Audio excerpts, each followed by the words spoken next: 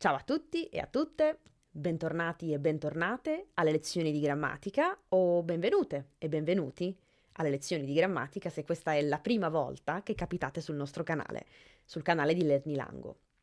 Nella lezione precedente ho parlato degli aggettivi di qualità, dei nomi della lingua italiana e dunque degli aggettivi che descrivono le qualità, le caratteristiche di un nome della lingua italiana, del soggetto della lingua italiana. Nella lezione di oggi, invece, voglio parlare di un argomento abbastanza complesso della lingua italiana, e cioè la posizione degli aggettivi di qualità all'interno della frase. Questo perché molti studenti e studentesse di italiano mi fanno sempre la stessa domanda, e cioè qual è la posizione dell'aggettivo di qualità in italiano? La risposta è dipende, perché la posizione dell'aggettivo in italiano può a volte modificare anche il significato della frase. Dunque oggi vediamo insieme alcuni esempi per capire bene, alla fine della lezione, come usare l'aggettivo, dove mettere l'aggettivo all'interno della frase in base a quello che vogliamo dire.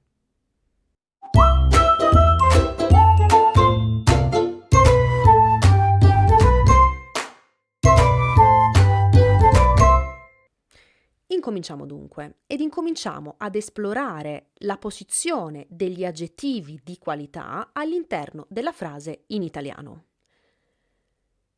In generale, come regola generale, possiamo dire che in italiano l'aggettivo va quasi sempre, attenzione, dopo il nome. Quindi io dirò una cosa difficile, una persona esperta, un bambino intelligente. Però ci sono alcuni casi in cui l'aggettivo può andare prima o dopo il nome. Questi casi sono l'aggettivo bello, bella, l'aggettivo brutto, brutta, l'aggettivo nuovo, nuova, l'aggettivo vecchio, vecchia, l'aggettivo buono, buona ed infine l'aggettivo cattivo, cattiva. Quando abbiamo dunque questi aggettivi che ho appena elencato, in questi casi possiamo mettere questo aggettivo o prima o dopo il nome. Vediamo adesso cosa succede se mettiamo questi aggettivi prima o dopo il nome. Innanzitutto ripeto, perché questo è molto importante, ripeto che questi aggettivi, questa lista di aggettivi possono andare prima o dopo il nome, quindi soltanto gli aggettivi che abbiamo visto prima, e dunque nuovo, vecchio, brutto, bello, buono, cattivo. Tutto il resto, come abbiamo visto precedentemente, sempre dopo il nome. Dunque, continuiamo. In base alla posizione, dunque quando abbiamo uno di questi aggettivi, come nuovo, vecchio, brutto, bello, buono, cattivo, in base alla posizione, se lo mettiamo dunque prima o dopo il nome all'interno della frase, cambiamo il significato della frase. Partiamo dal primo esempio, vedete un po'. Sono andata nella vecchia casa dei nonni. Allora, come potete vedere in questa frase, in questo esempio, io sto semplicemente descrivendo la casa dei nonni, una casa che ha la caratteristica, la qualità di essere vecchia. Dunque, se io metto questo aggettivo prima del nome, l'aggettivo ha una funzione descrittiva e dunque si limita a descrivere la casa dei nonni. Potevo anche dire nella nuova casa dei nonni, nella bella casa dei nonni. Ma, guardate un po', se io cambio la posizione e dunque metto l'aggettivo dopo il nome, in questo caso sto anche cambiando il significato della frase. Perché se io dico sono andata nella casa vecchia dei nonni, non sto solo descrivendo, ma sto dicendo che tra le tante case che i nonni hanno, tra le tante case, io sto andando in quella vecchia. Dunque, come potete vedere, se questo aggettivo va dopo il nome, non ha più, come nell'esempio precedente, una funzione descrittiva, ma ha una funzione identificativa e ha appunto la funzione di identificare tra le tante case dei nonni quella vecchia. Vedete dunque che in base alla posizione, con questi aggettivi, ripeto e lo ripeterò per sempre, soltanto con questi aggettivi, cambiamo il significato della frase. Facciamo altri esempi, giusto per, avere un'idea più precisa di questo uso. Vedete un po', ho comprato un nuovo libro e ho comprato il libro nuovo di Elena Ferrante. Nel primo caso sto semplicemente descrivendo, cioè un libro che è nuovo, ma nel secondo caso sto dicendo che tra tutti i libri di Elena Ferrante io ho comprato quello nuovo. E lo stesso in questo esempio. Ho bisogno di comprare una bella poltrona, una poltrona che è bella, descrizione. Ma, nel secondo esempio, tra tutte quelle che ho visto, scelgo la poltrona bella. Dunque sto identificando la poltrona bella. Tra tutte le poltrone, scelgo la poltrona bella. E ancora nel terzo esempio. Abbiamo visto un brutto film ieri, un film brutto, descrizione. Ma questa volta non scegliere un film brutto. Quindi vedete, in questo caso sto dicendo che tra i tanti film che potresti scegliere, per favore, non scegliere quello brutto. E ancora, ho mangiato una buona pizza buona dunque, no? Quindi una caratteristica della pizza, sto descrivendo la pizza. Ma se dico in quel ristorante fanno una pizza buona, significa che tra i tanti ristoranti la pizza buona la fanno proprio lì. Ed infine, questo caffè ha un cattivo sapore. Descrizione. Non comprare più il caffè di sapore cattivo, cioè tra i tanti caffè non comprare quello con il sapore cattivo, ma compra quello con il sapore buono. Quindi altri esempi per mostrarvi la differenza tra la funzione descrittiva, che abbiamo qui sulla sinistra, e la funzione identificativa, che abbiamo sulla destra. Attenzione, piccola parentesi che vorrei fare. Questi usi di buono e cattivo che abbiamo visto in questi esempi, come brutto film, come cattivo sapore o buona pizza, questi due usi non sono validi se descriviamo le persone, perché lo vedremo tra poco perché. Dunque, questa funzione identificativa e descrittiva vale solo se utilizzate buono e cattivo accompagnandoli però a cose, a oggetti e non a persone. Molto importante.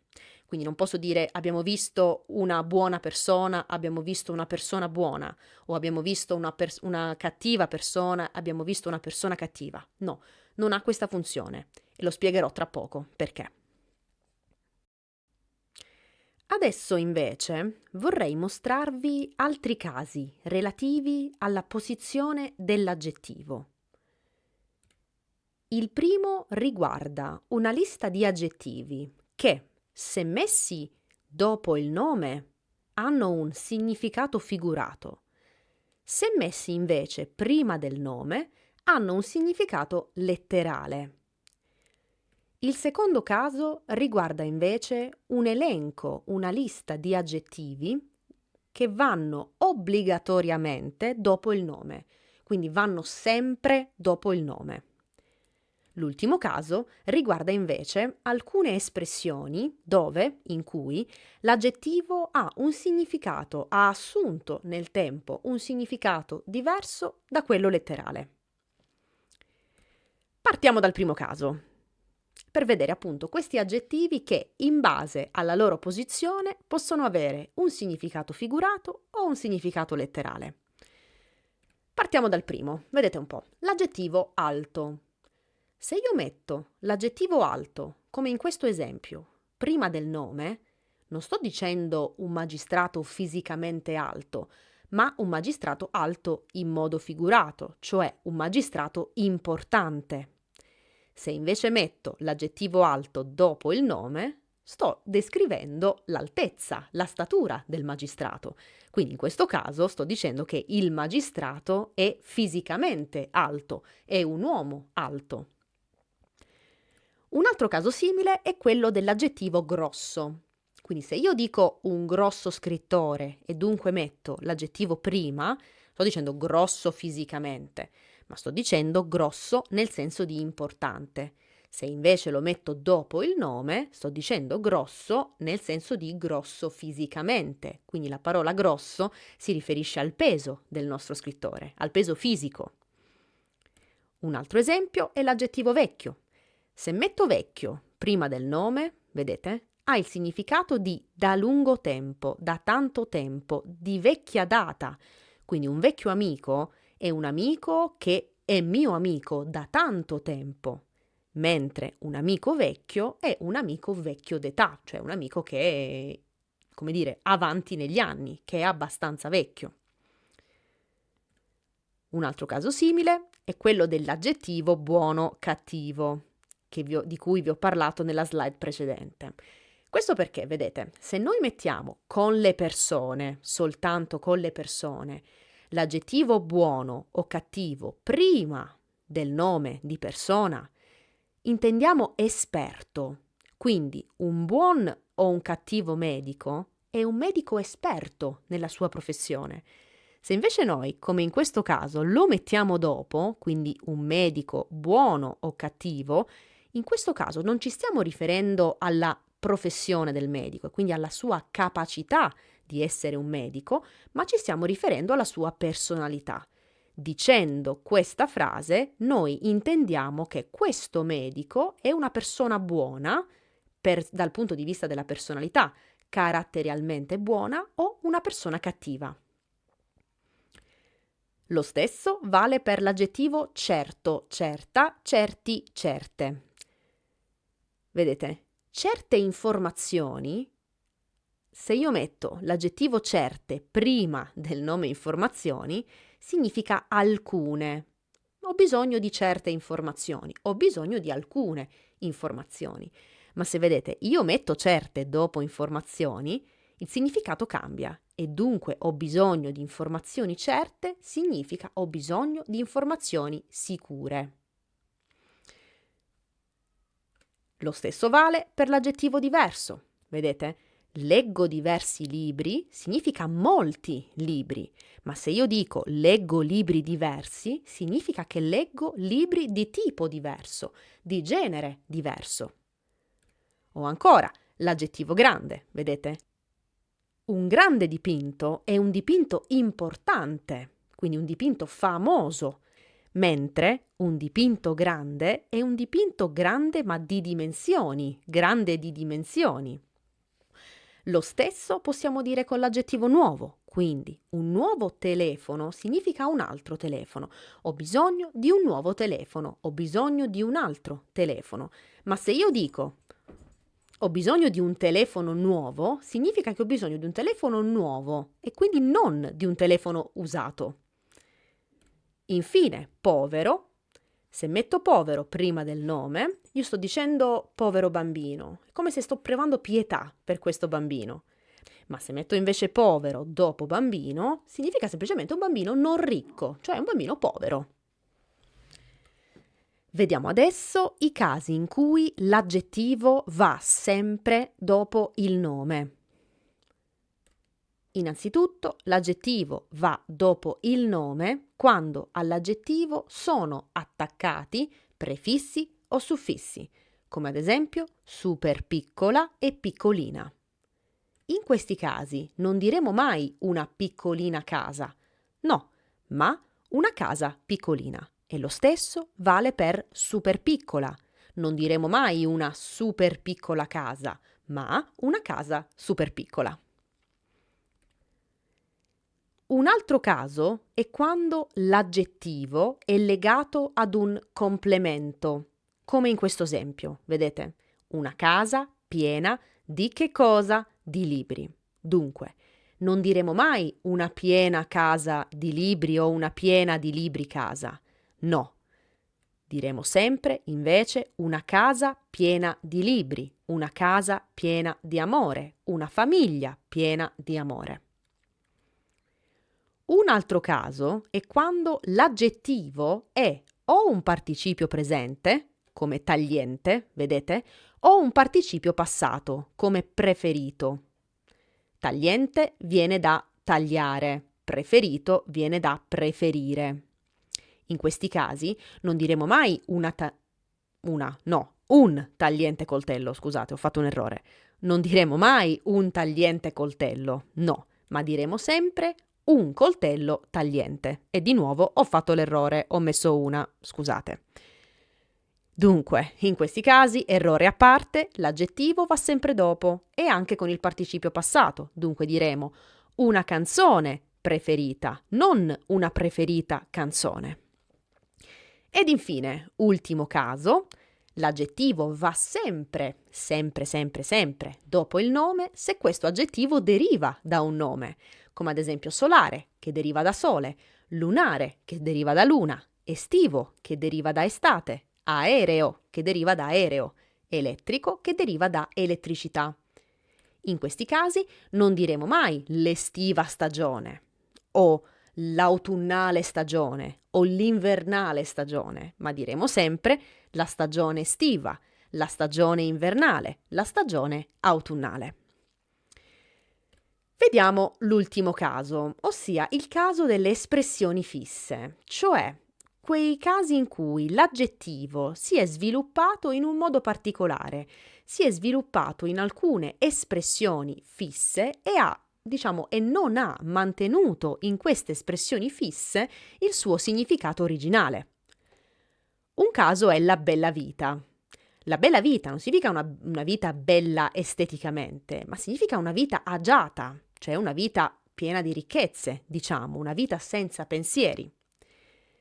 La seconda espressione è il gentil sesso. Il gentil sesso non si riferisce al sesso gentile, nel senso di gentile educato, ma è un'espressione che si è sviluppata nel tempo e che indica la donna. Quindi quando io parlo del gentil sesso, sto parlando della donna. O ancora, il nuovo mondo. Non intendo un mondo nuovo, proprio con la caratteristica e la qualità di essere nuovo, ma con l'espressione il nuovo mondo ci si riferisce in italiano all'America. Ed infine, le buone maniere. In questo caso non dico maniere buone, cioè caratterialmente buone, ma con le buone maniere si fa riferimento a modi educati, a maniere educate, ad un buon modo di comportarsi. Dunque, siamo arrivati alla fine e arrivate alla fine. In questa video lezione ho cercato di riportare e descrivere i casi principali di uso e posizione dell'aggettivo di qualità in italiano. Ho riportato i casi che secondo me sono più importanti per usare al meglio la lingua italiana. Ovviamente però, come sapete, la lingua italiana è una lingua piena di eccezioni. Dunque non è escluso che potete trovare casi diversi. Per questo, se in futuro troverete dei casi diversi, particolari, fatemelo sapere, scrivetemi e possiamo discuterne insieme. Potete scrivermi nella sezione Contattaci di Lernilango del nostro sito, potete scrivere un commento sul canale YouTube oppure potete mandarci un messaggio sul nostro canale Instagram, sul nostro profilo Instagram. Se volete, su lernilango.com troverete degli esercizi su questo argomento, degli esercizi a correzione automatica. Dunque, io vi ringrazio per la vostra attenzione e vi saluto. Ci vediamo alla prossima. Ciao!